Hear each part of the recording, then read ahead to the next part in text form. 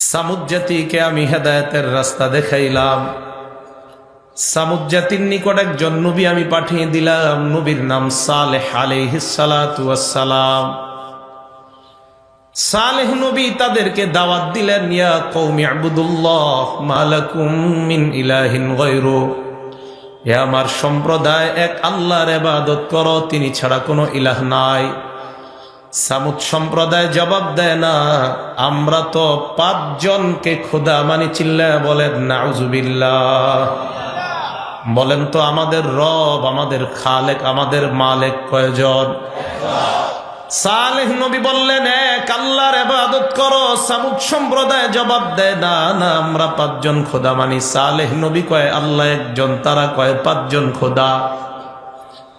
সালেহ নবী বললেন, কোন 5 জনকে তোমরা খোদা মানো? এবার তারা নাম বলতে লাগলো, ওয়াদ্দাউ ওয়ালা সুআউ ওয়ালা ইয়াগুস ওয়া ইয়াউক ওয়া নাসরা। 1 নাম্বার খোদার নাম ওয়াদ্দুন, 2 নাম্বার খোদার নাম সুআউন, 3 নাম্বার খোদার নাম ইয়াগুস, 4 নাম্বার খোদার নাম ইয়াউক, 5 নাম্বার খোদার নাম নাসরুন। এই 5 জনকে আমরা খোদা মানি। বলেন নাউজুবিল্লাহ। বুখারী শরীফের বর্ণনা, তাফসীর অধ্যায়ে আয়াতের ব্যাখ্যায় মুফাসসিরিনে কেরাম বলেন, নূহ আলাইহিস সালাতু ওয়াস সালাম দুনিয়াতে আগমন করার আগে দুনিয়ার মধ্যে 5 জন আল্লাহর ওলি ছিল। এই 5 জন ওলির একজনের নাম ওয়াদ্দুন, আরেকজনের নাম সুআউন, আরেকজনের নাম ইয়াগুস, আরেকজনের নাম ইয়াউক, আরেকজনের নাম নাসরুন। মেধা দিয়ে ভালো করে আলোচনাটা বুঝার চেষ্টা করবেন। আল্লাহর নবী বলেন 5 জন ভালো মানুষ, এই 5 জন। সামুদ জাতি কয় এই 5 জনই আমাদের খোদা। তাহলে যেই 5 জনকে তারা খোদা বলে, মূলত এই 5 জন মূর্তি ছিল না আগে, তারা মূলত ভালো মানুষ ছিল। আমাদের দেশে অনেক ভালো মানুষের মূর্তি বানানো হয়, যেটা তারা বলে নাই, এরপরেও ওই ভালো মানুষের মূর্তি বানায়। আছে না নাই? এই 5 জন আল্লাহর ওলি। এই ওলিরা যখন দুনিয়ার মধ্যে আছে, মানুষ ইবাদতের মধ্যে মজা পায়, ইবাদত করে, ইবাদতে বড় আনন্দ পায়। আপনাদের এই মসজিদে যদি হাফিজি হুজুর আগামীকাল ফজরের নামাজটা পড়ায়, যদি আজকে এলান হয়ে যায় আল্লাহ করিম মসজিদে হাফিজি হুজুর ফজরের নামাজ পড়াবে, ফজরের নামাজে মসজিদের আশেপাশের এলাকায় মানুষ জায়গা দেওয়া যাবে না। আর যদি ঘোষণা হয় আব্দুল কাদের জিলানী নামাজ পড়াবে, তাহলে পুরা এলাকায় মানুষ জায়গা দেওয়া যাবে না। যদি আব্দুল কাদের জিলানী না হয়ে আল্লাহর নবীর কোন সাহাবা নামাজ পড়ায়, আল্লাহর নবীর সাহাবাদের মধ্যে আবু বকর সিদ্দিক যদি নামাজ পড়ায়, না না আবু বকর সিদ্দিক না, যদি আল্লাহর নবী নামাজ পড়ায়, ইবাদতের মধ্যে মজা বেশি হবে কি হবে না? এর মানে আল্লাহর ওলিদের কারণে ইবাদতের মধ্যে মজা কম বেশি হয়ে যায়। এই 5 জন আল্লাহর ওলি, এদেরকে দেখা মানুষ ইবাদত করতো। এই ওলিগুলা যখন দুনিয়া থেকে বিদায় নেয়, ইবলিস তাদের কাছে আসলো। আসার পর তাদেরকে বলল, কি ব্যাপার, তোমরা আগের মতো কেন ইবাদত করো না? মানুষগুলা জবাব দেয়, আমাদের 5 জন আল্লাহর ওলি দুনিয়াতে ছিলেন, তারা বিদায় নেওয়ার কারণে ইবাদতের মধ্যে আর মজা পাই না, এই কারণে আর আগের মতো ইবাদত করি না। ইবলিস তাদেরকে বুদ্ধি দিল, ইনসিবু লাহুম আমসাবান ফি মাজালিসিহিম আল্লাতী কানু ইয়াজলিসুনা। যেই জায়গাগুলা এই 5 জন আল্লাহর ওলি বসতো, এই জায়গাগুলায় তোমরা 5 আল্লাহর ওলির 5টা মূর্তি বানায় দাও। বলেন নাউজুবিল্লাহ। 5 আল্লাহর ওলির 5টা মূর্তি বানায়। এটা এক বর্ণনা। তাফসীরের কিতাবে আসছে, ইবলিস এই 5 আল্লাহর ওলির 5টা আকৃতি তাদের সামনে আইনা দিছে। দেওয়ার পর বলল, এদেরকে দেখে ইবাদত করো। তখনও শিরিক শুরু হয় নাই, মূর্তি পূজা আরম্ভ হয় নাই। এরা ইবাদত করে। এরা বিদায় নেওয়ার পর তাদের সন্তানাদি যারা দুনিয়াতে আসলো, এই জন্য মনে রাখবেন, মাহফিল খুব বেশি হওয়া এখন প্রয়োজন। এই কারণে আপনি মারা যাওয়ার পর আপনার সন্তান যারা দুনিয়াতে আসবে, এরা যেন শিরিকে লিপ্ত না হয়, এরা যেন মূর্তি পূজায় লিপ্ত হয়ে না যায়। এই জন্য আপনি এই যুগে যদি বর্গার বাবার পূজা মাজার পূজা করেন তা আপনার সন্তান আপনার তাসির পেয়ে যেতে পারে। আল্লাহ আমাদেরকে সর্বপ্রকার পূজা থেকে হেফাজত করেন, বলেন আমিন। তাহলে এবার একটু বলেন তো, যেই পাঁচজনকে সামুদ জাতি খোদা বলতেছে, এই পাঁচজন কি মূলত মূর্তি না আল্লাহর ওলি ছিল? তো সামুদ জাতি এটা বলল। ইবলিস তাদেরকে এই কথা বলার পর পরবর্তী জেনারেশন আসার পর এরাও এবাদত করে এই পাঁচ মূর্তি দেখা, কিন্তু এবাদতটা করে আল্লাহর, বাকি ভালো লাগে যে আহারে এরা আমাদের ওলি ছিল। ইবলিস তাদেরকে বলল, আমি দেখছি তোমাদের বাপ দাদারা তাদের পায়ে সেজদা করে, নাউজুবিল্লাহ। অতএব তোমরাও তাদের পায়ে সেজদা করা আরম্ভ করে দাও। জনগণ সর্বপ্রথম মূর্তি পূজা আরম্ভ করে দেয়। এবার মূর্তি পূজার প্রচলন শুরু হয়ে যায়। বুঝে থাকলে বলেন, আল্লাহর ওলিদেরকে কেন্দ্র করে মূর্তি পূজা আরম্ভ হয় দুনিয়াতে।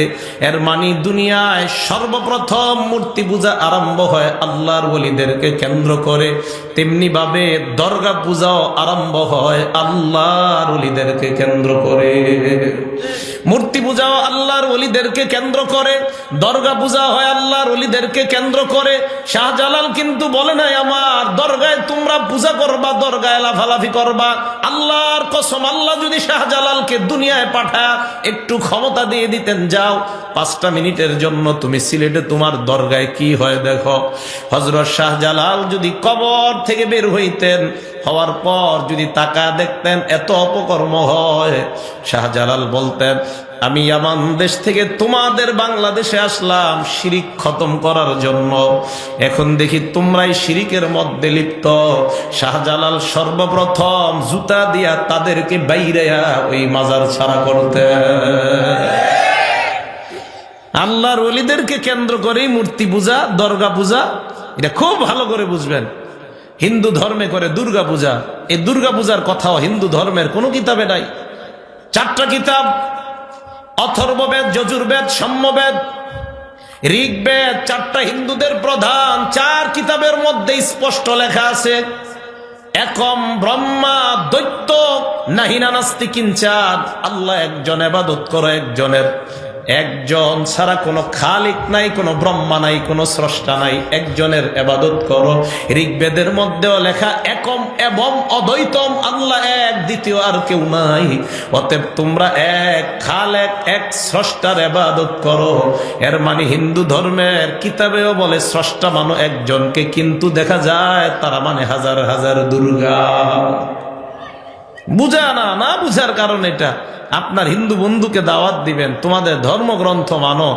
হাজার হাজার হিন্দু তাদের ধর্মগ্রন্থ যদি পড়ে, কালিমা পড়ে মুসলমান হয়ে যাবে। তাহলে বলেন তো, যে 5 জনকে সামুদ জাতি খোদা বলতেছে, এরা কি খোদা না আল্লাহর ওলি ছিল? এই পরিচয়টা আপনারা মনে রাখতে পারবেন না? নূহ আলাইহিস সালাতু ওয়াস সালামের জামানায় বিশাল বড় বন্যা হইছে। এই বন্যার সময় এই 5টা খোদা শয়তান ইবলিস খুব ভালোভাবে এগুলারে সংরক্ষণ করছে। নূহ নবীর জামানা আর ইব্রাহিম নবীর জামানার মাঝে 2 জন নবী আল্লাহ দুনিয়াত পাঠাইছে, একজন হুদ আর একজন সালেহ। এই সামুদ জাতি বংশ পরম্পরায় এই 5 খোদা পাইছে।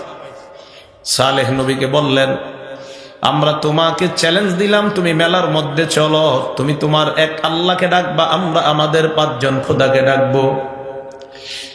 সালেহ নবী চ্যালেঞ্জ গ্রহণ করলেন, মেলার মধ্যে গেলেন। যাওয়ার পর সামুদ জাতিকে বললেন, তোমরা তোমাদের 5 জন খোদাকে আগে ডাক দাও। তারা 5 জন খোদা ডাক দেয়, ও ওয়াদ্দুন সুয়াউন ইয়াগুস ইয়াউক ওয়া নাসরুন, তাদেরকে ডাক দেয়। 5 খোদা তাদের ডাকে সাড়া দেয় না। এবার সামুদ জাতি বলল, সালেহ পয়গম্বর, তুমি তোমার এক আল্লাহর কাছে তুমি বলো, আল্লাহ যদি তোমার চাহিদা পূরণ করে দেয়, আমরা সবাই দলে দলে তোমার দলে প্রবেশ করার ওয়াদা করলাম। সালেহ নবী হাত তুললেন আল্লাহর কাছে দোয়া করার জন্য। যেই মাত্র দোয়া করবে আল্লাহ, সামুদ জাতি আইসা কয়ে, সালেহ পয়গম্বর, তুমি দোয়া করলে হবে না, আমাদের আমাদের চাহিদা আল্লাহর কাছে বলো। আল্লাহ যদি আমাদের চাহিদা পূরণ করতে পারে তাহলে আমরা বুঝবো আল্লাহ একজন আছে। সালেহ নবী বললেন, বলো তোমরা কি বলতে চাও?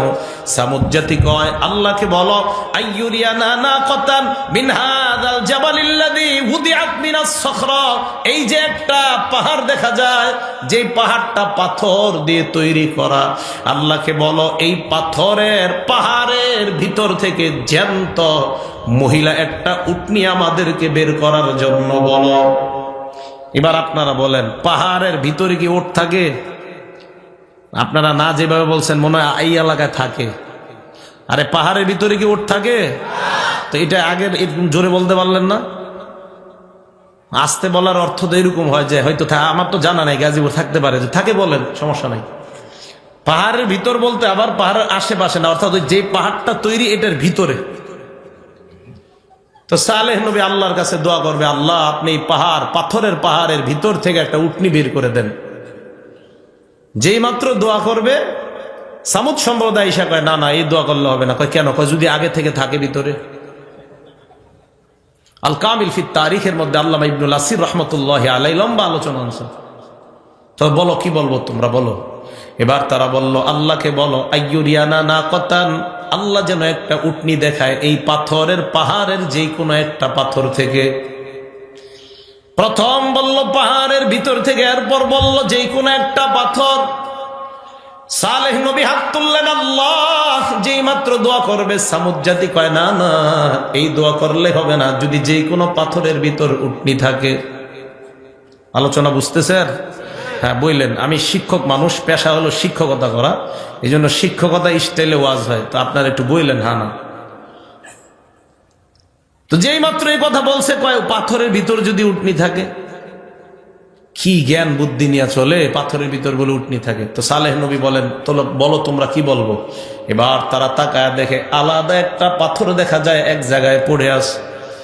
ডাক দিয়া বলে, সালেহ পয়গম্বর আল্লাহকে বলো আইয়ুরিয়ানা নাকাতান মিন হাযিহিস সখরাতিল মুনফারিদা, এই যে পৃথক একটা পাথর দেখা যায়, এই পাথরের ভিতর থেকে জ্যান্ত মহিলা একটা উটনি যেন বের করে দেখা দেয়।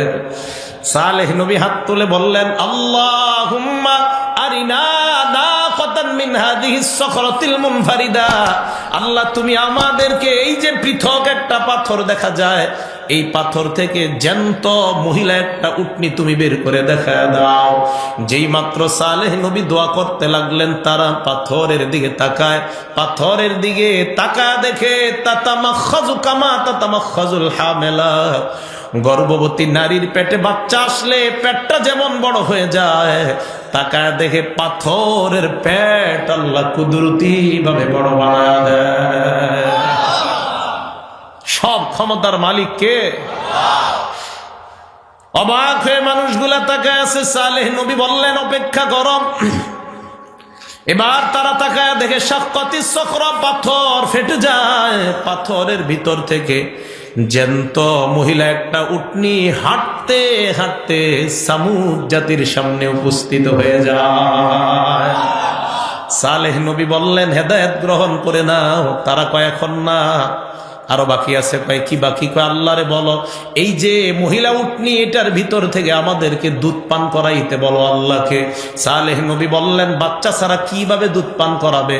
কয় যে আল্লাহ পাথর থেকে উটনি বের করে দেখাইলেন, ওই আল্লাহ বাচ্চা ছাড়া দুধ পান করায় দেখাইতে পারেন। সালেহ নবী দোয়া করলেন, আল্লাহ মেহেরবানি করে সামুদ জাতিকে আপনি প্রাণীর দুধ পান করায়া দেন। আল্লাহ বললেন, সালেহ পয়গম্বর তাদেরকে বলেন তাদের ঘরের মধ্যে যত কলস, ড্রাম, বালতি আছে সব নিয়ে আসার জন্য বলেন। সামুদ জাতি কয়, এটা আবার কেন? সালেহ নবী বললেন, আল্লাহর হুকুম, তোমরা নিয়ে আসো। সবাই তাদের যত পাত্র আছে, কলস, ড্রাম, যা কিছু আছে সব নিয়ে উপস্থিত হয়ে যায়। এবার আল্লাহ বললেন, উটনির ওলানের মধ্যে হাত দাও। উটনির ওলানে যেই মাত্র হাত দেয়, উটনি থেকে এত পরিমাণ দুধের ব্যবস্থা আল্লাহ করে দিলেন। ওই কলস, ড্রাম সব ভর্তি হওয়ার পর উল্টা মাটির মধ্যে দুধ পড়া আরম্ভ হয়ে যায়। সালেহ নবী বললেন, হেদায়েত গ্রহণ করে নাও। কয় আরো কিছুদিন দেখি। আল্লাহ এবার বিধান দিয়ে দিলেন, সালেহ নবী আপনি জনগণকে জানায়া দেন, হাদিহি নাকাতুল্লাহি লাকুম আয়াতান ফাদারুহা তাকুল ফি আরদিল্লাহ, এটা হলো আল্লাহর কুদরতি একটা উটনি। ফাদারুহা, এই উটনিকে জমিনের মধ্যে তোমরা স্বাধীনভাবে ছেড়ে দাও। তাকুল ফি আরদিল্লাহ, আল্লাহর জমিনে যেখান থেকে মন চায় খাবে। আরেকটা বিধান আল্লাহ দিয়ে দিলেন, ওয়ালা তামাসসুহা বিসুইন, সাবধান এটার শরীরে কেউ যেন খারাপ ভাবে কখনো স্পর্শ না করে, কেউ যেন আঘাত না করে, কেউ যেন পিটা না দেয়। আল্লাহ বলেন ফায়াখুযাকুম আযাবুন করিব, যদি এটার শরীরে আঘাত করো তাহলে তোমাদের উপর অতি নিকটের একটা আযাব সবার উপরে আসবে। ভালো করে বুঝেন, অপরাধ করবা দুই একজন, গজব হবে পুরা এলাকার উপর।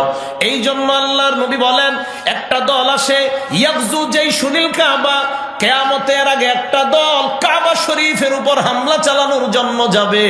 এদের মধ্যে এমন লোক থাকবে যারা ব্যবসার জন্য মদিনায় যাবে, মক্কায় যাবে। আরেক দল থাকবে হজ করার জন্য যাবে। এদের মধ্যে আরেক দল যারা কাবার উপর হামলা করার জন্য যাবে। আল্লাহর নবী বলেন, যেই মাত্র তারা কাবার কাছাকাছি যাবে, আল্লাহ সকলকে ধ্বংস করে দিবেন। আম্মা জানা আয়েশা সিদ্দিকা বলেন, ইয়া রাসূলুল্লাহ ওয়া ফীহিম মান লাইসা মিনহুম, এদের মধ্যে তো এমন মানুষ আছে যারা মূলত কাবা ধ্বংস করার জন্য আসে নাই। আল্লাহর নবী জবাব দেয়, ইউবাসুনা আলা নিয়াতিহিম, এরা যদিও কাবা ধ্বংস করার জন্য আসে নাই, এদের মনের নিয়তের খবর আল্লাহ জানে। যারা মূলত অপরাধের মধ্যে লিপ্ত না, কিয়ামতের ময়দানে সকলকে আল্লাহ উঠাইবেন, নিয়ত অনুযায়ী আলাদা আলাদা করে ভালো নিয়তওয়ালাদেরকে আল্লাহ জান্নাতের মেহমান বানায় দিবেন। অপরাধ একজন করলে গজব আসে পুরো এলাকায়। মসজিদ মাদ্রাসার উপর যদি অপরাধ করেন দুই চারজন, গজব পুরো এলাকায় আসবে। কথা কি বুঝে আসছে? মসজিদ কার ঘর? মাদ্রাসা নবীর ঘর। এই মসজিদ মাদ্রাসায় যদি উল্টা পাল্টা কেউ তাকায়, এটিও আল্লাহর কুদরত, আল্লাহর নিদর্শন। এই দিকেও যদি কেউ উল্টা পাল্টা দৃষ্টি দেয়, তা আল্লাহ পাক রব্বুল আলামিনের জিহাদি মুজাহিদ বান্দা আছে দুনিয়ায়, মুসলমানরা তখন বসে থাকবে না। নিজের শরীরের শেষ বিন্দু রক্ত দিয়ে বাতিলদের সাথে সার্বক্ষণিক ওলামায়ে কেরামের সাথে এক হয়ে জিহাদে লিপ্ত হতে মুসলমান রাজি আছে, কোনো সন্দেহ নাই। সালেহ আলাইহিস সালাতু ওয়াস সালাম তাদেরকে জানায়া দিলেন, কেউ কিন্তু খারাপ ভাবে এটারে ধরবা না। এই কথা বলার পর সালেহ আলাইহিস সালাতু ওয়াস সালাম বলে দিলেন, এলাকায় দুইজন খারাপ মহিলা ছিল। এই দুই খারাপ মহিলার কাছে প্রতিদিন দুইজন খারাপ মানুষ অপকর্ম করার জন্য যাইত। ওই দুই মহিলার কাছে গেছে, লাগবে না। যাওয়ার পর মহিলা দুইজনকে, আজকে আমাদের সাথে অপকর্ম করতে পারবা না। কয় কেন? আগে এক কাজ করতে হবে, সালেহ নবীর আল্লাহ যে উটনি দিছে এই উটনিটাকে হত্যা করবা। বলেন নাউজুবিল্লাহ। বলেন তো, হত্যা একজনে করলে গজব আসবে পুরা সবার উপর। এই দুইজন হলো একটু খারাপ প্রকৃতির। তারা বের হওয়ার পর চিন্তা করলো, হায় হায়, এখন যদি এইটারে হত্যা না করি তাহলে তার অপকর্ম করতে পারবো না। তারা এবার ভাড়াটে ডাকাত তালাশ করতে লাগলো। আল্লাহ এই কথাটা কোরআনে বলছেন, وكان في المدينة 9 رهط يفسدون في الأرض ولا يصلحون। এলাকায় 9 জনের একটা ডাকাত দল ছিল। এই 9 জনের ডাকাতের সন্ধান তারা পেয়ে যায়। এদেরকে তারা তালাশ করে তাদের কাছে গিয়ে বলে, ও ডাকাত ভাই, টাকার বিনিময়ে একটা মার্ডার করতে পারবা কিনা? ডাকাতরা জবাব দেয়, আমরা টাকা পাইলে সব করতে রাজি, বলো কি করতে হবে? তারা বলল, আল্লাহর যে কুদরত, সালেহ নবীকে যে উটনি আল্লাহ দান করলেন, এই উটনিটা রাতের বেলা হত্যা করবা। বলেন নাউজুবিল্লাহ। 9 জন ডাকাত জবাব দেয়, টাকার বিনিময়ে মানুষ হত্যা করি, আর একটা প্রাণী হত্যা করা কোনো ব্যাপার না। ভালো করে মনে রাখবেন, হত্যা করা ইসলাম ধর্মে কোনোভাবে সমর্থন করে না, অন্যায়ভাবে হত্যা করাকে। আব্দুল্লাহ ইবনে ওমরের বর্ণনা, আল্লাহর নবী বলেন, মান কতালা মুআহিদান লাম ইয়ারাহ রাইহাতাল জান্নাহ ওয়া ইন্না রিহাহা তুজাদু মিন মাসিরাতি 40 আমা। আল্লাহর নবী বলেন, কোন মুসলমান যদি অন্যায়ভাবে কোন মুসলমানকে হত্যা করে, এই মুসলমানটা জান্নাতের ঘ্রাণও পাবে না, অথচ জান্নাতের ঘ্রাণ 40 বছরের দূরে থেকে জান্নাতীর নাকের মধ্যে আল্লাহ পৌঁছায় দেয়।